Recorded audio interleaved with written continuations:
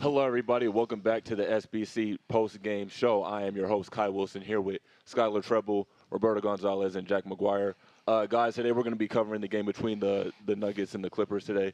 Very competitive outing today, a close outing today, but the Nuggets ended up coming up with the dub with 80 to 75, I believe. So my question for you guys is, what do you guys think that the Nuggets did better than the Clippers to get the dub tonight? Who wants to start?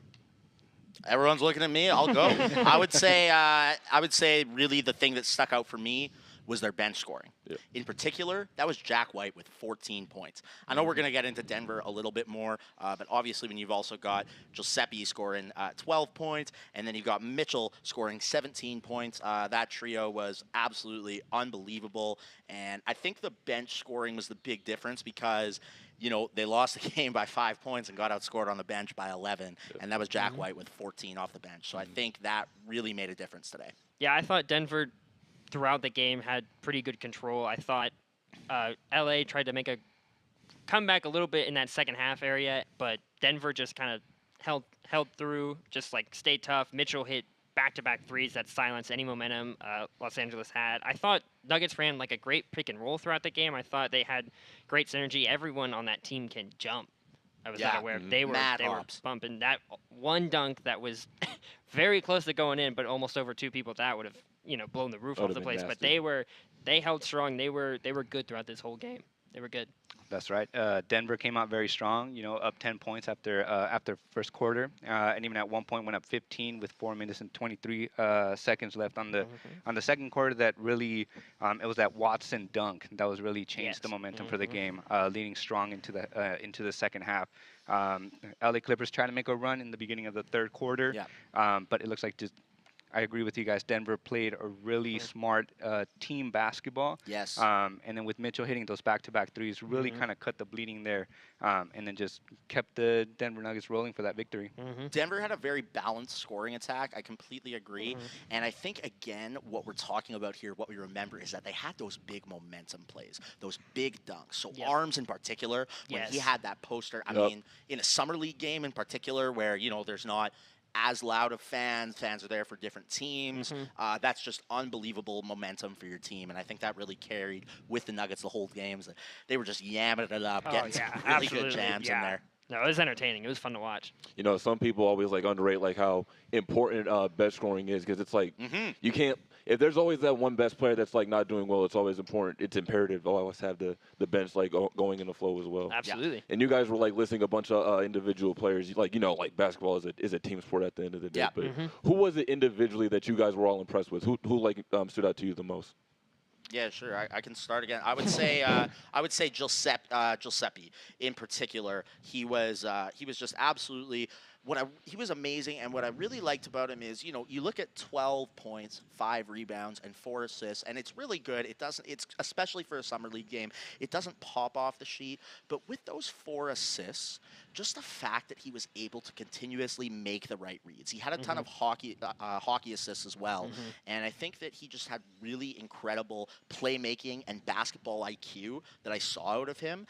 We also know, he's some people say he's the greatest point guard in Villanova history. So he really made an impression there, and that can really translate to the NBA as well. He's a great inside. I thought he was a really creative inside finisher with his footwork, with his skill, turning around a little bit, getting the nice inside reverse layup, and footwork skill, mastery of fundamentals, and basketball IQ. Those are all things that can really translate eventually into a regular season spot. So he really impressed me overall. Yeah, he impressed me too. I completely agree. I thought Mitchell really had a great game for Denver. Those 2 threes were, they really silenced the Clippers. That Clippers had, the bench bouncing, they had coaches, they had Steve Ballmer on the sidelines. He was getting into it, and those 2 threes sent him right back. He did a great job leading tonight, I thought, which is, you want to see stuff like that in the summer league. That's what you're trying to see out of these guys in these games. You want the numbers too, but seeing stuff like that, the flashes. Right, that gets you roster spots. That's key. So I thought Mitchell was great. He really impressed me. Definitely. I think Gillespie should be feeling very well. I mean, going undrafted out of Villanova, still staying aggressive, but just like you guys mentioned, making the correct reads, trying to set up the team at first so that way they can go ahead and play out. Got the last, his 12 points, most of them came out in the second half. So he really did a great job, even though coming out of undrafted, he's still coming out playing the team sport, just like you mentioned. One thing I want to say, I want to get into the next question. You know, like just to give you guys some context, like at the end of the day, like these players, like the guys that are like playing right now, they were literally just drafted like a matter of weeks ago, like 3 weeks ago. Right. And it's like, you know, I feel like as a whole, like I feel like Denver played really well tonight. They were like a well-oiled machine, you know, as the kids say, you know, locked in. But Right. Well, one thing I want to say is how imperative do you guys think that team chemistry is like going in for like the rest of the summer league, or just in general? I think it's major, and it shows coaching staffs and GMs of these teams that these guys aren't, you know, they aren't coming here to just show off their skills. They're showing that they're trying to be part of a winning team. You know, seeing guys in such sync, you know, never before really teamed up. Yeah, they've had practice and stuff, but these guys, all of them are competing for like a spot on an NBA roster. Like they're not only are they competing with the team they're playing against, but there's a little bit of, you know, in-team competition. You're trying to be there. So putting that aside for the common goal of just winning the game, like that's huge. That's what these guys want to see. And Denver did a really good job of that tonight. Just a lot of unselfish basketball throughout. Yeah, definitely. Team chemistry is absolutely massive in Summer League because, again, you're really trying to show not only what you can do, but it's so beyond the stat sheet here. I mean, you think about your audience here, what, 10% of the audience might be scouts? I mean, these are really hard hoops heads looking at the teams, and they're not just looking at the stats. And that's particularly why I talk about Giuseppe, because he went beyond the stat sheets. It was how he contributed. And that's why the Nuggets won tonight's game as well, is team chemistry. They had a more balanced attack. People were playmaking. People were fitting in better, a little bit less individualism overall. And I think that's the kind of thing you want to show in Summer League is good instincts, making the right plays. And to do that, the more you practice together, the more synergy you build, the more cohesion you build, the more success you're going to have, and everyone wins. Everyone who does that is more likely to get on an NBA roster when this is all said and done. So chemistry is imperative in the Summer League. Couldn't have said it better myself. I think when you come out in the Summer League and you try to win some games as a team, it's just with that chemistry going into the regular season, you know that you're going to be playing team basketball and not just every man for himself. I agree with both of you guys. You know, like one thing I always like whenever I see the matchup between the Clippers and the Nuggets, I always think about, you know, just like I'm not surprised about the Nuggets being the Clippers, but does that strike a memory of you know, a couple years ago, you know, in the bubble per se, when the, you know, 3-1 lead being blown again by the Clippers? It sparks a little memory. That series, I don't think I'll ever forget that series. Keeping up for that game, and like, I don't think the image of Paul George shooting that shot off the side of the backboard and Mike Breen just way off the side of the backboard. But I mean, that was something that really epitomized the bubble. The whole anything can happen in the bubble like that. You know, the heroics of Jamal Murray, the absolute collapse of Kawhi and Paul George, and like, they had such considerable leads in every single game, and then the same game ended it was unbelievable. They all ended the same. It was crazy. I definitely have some almost personal memories associated with that that relate in the sense that I just started my master's at USC, so we had to A, cover that series, so I've paid very close attention, and B, one of the first sports articles I wrote was predicting the Lakers would win the championship that year. So I was getting it in every year that it was wrong because it was actually the Clippers who were going to win the championship. Yeah, right. And everyone remembers. Look, you know, the Clippers, they've struggled as a franchise to sort of tease and get close. And so that season, wow, all the arrogance really came out at once from that fan base. It was very interesting. And so to see a collapse that epic from Kawhi Leonard, who had just balled out one of the best playoff runs we've ever seen in Toronto. I mean, and especially the fact that it was the Clippers, the fact that they've had such bad luck, Doc Rivers and the blown leads. You know, I don't even know if we can talk too loud with Ty Lue here and stuff. He did get his job, so that's fair. Yeah. Anyways, though, but yeah, I think it was just the collapse of Kawhi leaving the Raptors after winning it, and that image of Kawhi and Paul George just squinting their eyes on the bench. bench. Like, what happened? What the heck happened Yeah. here? It was incredible. And, of course, you know, as a Canadian, Jamal Murray balled out. We see Jokic win back-to-back MVPs. And without that, I think that collapse might have given the Lakers some momentum without fans, just knowing everyone was rooting. So I think it really did contribute. Who knows even what would have happened in a Clippers-Lakers matchup. But those are some things that come to mind. I mean, that's a series I don't think NBA fans will ever forget. Yeah, Skyler, you mentioned the tease, and that's really some of what happened here in this summer league game here for the Clippers and Nuggets. Once the third quarter started rolling, Clippers jump out 8-2 run to start that third quarter. You think they're going to start grabbing that momentum. You think they're going to start pushing forward and take that victory. And then, you know, here comes that collapse. And then here comes Mitchell with those back-to-back threes, you know. So it's almost like the story of the Clippers. History repeats unfortunately, itself. Wow. Wow. Yeah, there were some shades in Summer League The tonight. Clipper Bringing back curse some memories, extends to man. the Summer League. That's unfortunate. Oh, my God, the Clipper curse. I'll tell you what, though. If we get this matchup again, if we get a Clippers-Nuggets matchup in this upcoming playoffs, I would not be mad at it. That is must-see basketball because the Clippers have improved. The Nuggets will be fully healthy again. With a full healthy team, because remember, Kawhi Leonard's been out with the ACL injury since like last year's playoffs. And people forget how good Kawhi Leonard is, especially in the playoffs. Like, and then on top of that, with Nikola Jokic back-to-back MVP, and with a fully healthy Michael Porter Jr. and Jamal Murray, that should be a very different playoff. That Suns series where Kawhi goes down and it's just Paul George where the Suns end up going to the. I mean, that's the Clippers series to lose and Kawhi goes down and I do feel like the narrative around Paul George, like even in that playoff series last year against the Suns, I feel like it kind of like erased that image off of him a little bit. So I feel like definitely, yeah, it did for sure.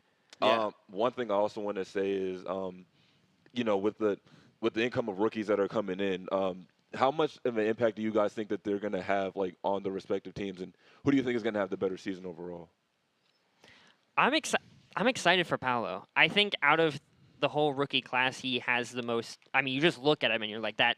He should be in the NBA. Like, he has that build. He's ready. And on this, a young Magic team, I think he's going to get enough playing time to really show out. I think guys like Chet, playing with Giddey, and Chet maybe having to adjusting to the NBA game style in his first year might lower his chances at Rookie of the Year, but I think Paolo is going to have a really solid year. I don't think you're not going to get any surprises out of Paolo, and that's a good thing. I think he's going to be consistent, do what he did at Duke, and really show out this year.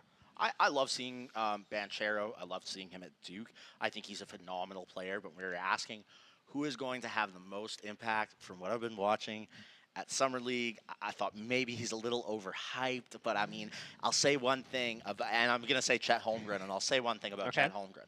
When Kevin Durant came in the NBA, everyone was saying, and for the Seattle Supersonics at the time, but Oklahoma City Thunder franchise as well, people were saying, oh, he's too skinny, he's not going to put on strength. Everyone was saying this, so the dude was not going to succeed. It's the coldest take ever, so no one wants to admit it anymore, but I was high on him, so I remembered this. Chet Holmgren is another guy who, you look at him already, you look at his first Summer League game, 23 points, 7 rebounds, 6 blocks, and you see him out there, and it is a really special skill set. He is one of those unicorn-type players. He's long, he's lengthy, he can defend, he can protect around the rim, he can score any way you want it, and I think that with that Thunder offense, with a play, I think Josh Giddey's incredible playmaking ability is going to help Chet. I'm really fascinated to see him on an NBA court.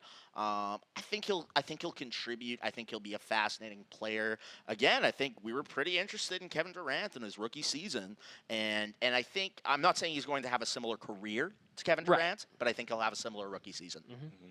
Yeah, I agree. I think at first I was definitely sold on Paulo Banchero. But, just seeing different games and seeing how Chet has been able to, I guess, handle the pressure, if you will. Yeah. Coming out strong in the Summer League game, not taking no for an answer, taking it to the rack, almost breaking that Summer League record with the blocks in this first game. Unbelievable. Yeah, I think Chet Holmgren will definitely have a lot of impact on that team. Would you guys say, back to the Clippers and the Nuggets, would you guys, two questions. Do you guys feel like both teams are like dark horses to win the championship next year? I think a healthy Clippers team is just roster-wise the best team in the league. So health permitting, I have no problem picking them to win the NBA Finals. I think a healthy Kawhi who's rehabbed and will probably load manage a decent amount this season, and Paul George playing like he did last year in the playoffs, and with the Reggie Jackson showed out last Reggie year, Jackson. guys got more reps with these guys out, and that the addition of Norman Powell, that's huge. Robert Covington, Yep. like those guys help you win championships. Like that's why you do trades like that. So I'm very high on the Clippers, and the Nuggets, I would not be surprised by a Western Conference Finals of Denver and LA. I really think Clippers, not the other LA team. I mean, still. Other you can't LA. count either out. Okay, 17 championships to 0. I don't know if we can call them other LA team quite yet, but on my end though, I will also say I think what's really interesting about the NBA, and it's funny because this is going to go against my answer, but I think overall we're actually almost we may be in the first decade of parity since the 1970s in the NBA, right? You had the Showtime Lakers in the 80s, you had the 90s Bulls, you had the 2000s Lakers, and you had the 2010 Warriors, who are now extending. After what I saw this year, and the development of some of their players, and even some Summer League players, and the fact that the Warriors have essentially created a win and develop era, I don't know, but I think that if the Phoenix Suns can make some moves just to improve rim protection and a little bit of ball handling, shot creating, so not all the pressure's on campaign, I think they're up there. I still think we can see a Warriors-Phoenix run. I think Phoenix collapsed because they were tired from not having enough rim protection and physicality in those playoffs. And the Warriors, they just won the chip. They looked good. I don't think they're going to win a ton more.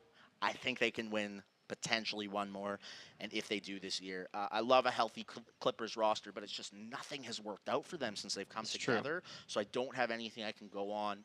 The Nuggets are great, but what is happening with Jamal Murray? Will he be the same after the industry? Michael Porter Jr. That Nuggets team has a lot of questions, and also maybe a little bit of overhype from Jokic winning back-to-back MVPs. So I still think the Suns and Warriors coming out of the West, and then maybe those two teams as favorites behind them for me. Well, I think we can all agree that the West is stacked, right? Yeah. Always has been. Yeah, no, definitely, and I definitely like the pick of the LA Clippers. I mean, you have John Wall finally being able to. That's even true. mention They it. haven't Didn't had even a mention real it. point guard. Mhm. If they have a healthy team, If he Yeah. stays healthy, he can stay dangerous. I honestly feel like I'm a big fan of the Nuggets. I feel like at first I felt like Jokic was a little overhyped because I'm personally a Joel Embiid fan, so I thought that he could have won MVPs back to back. But yeah. I feel this like year too. this year of course. But I feel like I think Nikola Jokic has proven a lot to me that I feel like that he is that guy, and I feel like with a healthy squad around him, like with Jamal Murray, there may be questions, especially with Michael Porter Jr. But I feel like if they're able to stay healthy, I feel like they can definitely be a threat in the West, especially with how stacked it is. So Yeah, he's a guy. He's a superstar that's rare. When you surround him with more talent, he's better. Last 2 years, you think there's no way he can do more. You give him his top 2 weapons back. I mean, who knows what he's going to do? He's going to have more spacing. He's going to have, more assists potentially. Like that Nuggets team is going to be scary again. Yeah, I think a reason that the East really took a step up last year is injuries. When you guys are bringing this up, you bring up John Wall, playmaking, shot creating, driving inside, passing the ball to Kawhi Leonard and Paul George. It's so much has happened this offseason, so much is going on that you almost forget about John Wall on the Clippers, and that's an underrated move right there. I also think the Celtics adding Malcolm Brogdon is very underrated. They have not only a point guard, but a 20 and 8 point guard, so watch out for them to be more dangerous this year than they were last year. But overall, and of course, Jokic is incredible. Like back-to-back MVPs. I mean, makes me question the MVP as a legacy award just slightly. That's a whole other discussion for another time. I know, it's a hot take, and I'm just being real. I'm not trying to give a hot take. But anyways, I still think Jokic is absolutely incredible as a player. He can do it all. He looks like Dirk moving up and down the court, but you can't stop him. It's incredible. It's incredible. And so if you do get Murray back, if you can do something with Michael Porter Jr., but I think the thing is the Suns and Warriors are both so healthy for once right now that's where questions for me come in about the Clippers and Nuggets is can they stay healthy like those two teams? Yeah, that's fair. Well, thank you guys. That's enough time that we have today. This has been the Sports Business Classroom post-game show. I'm your host, Kyle Wilson. Tyler Oh man, I'm sorry. I don't know. What? Skyler, you got it. You were Almost. close. You were real I was close. close. I was close. Yeah. Skyler Treppel, Roberto Gonzalez, Jack Maguire. This has been the Sports Business Classroom. Thanks again for tuning in. Until next time. Thank you. SBC out.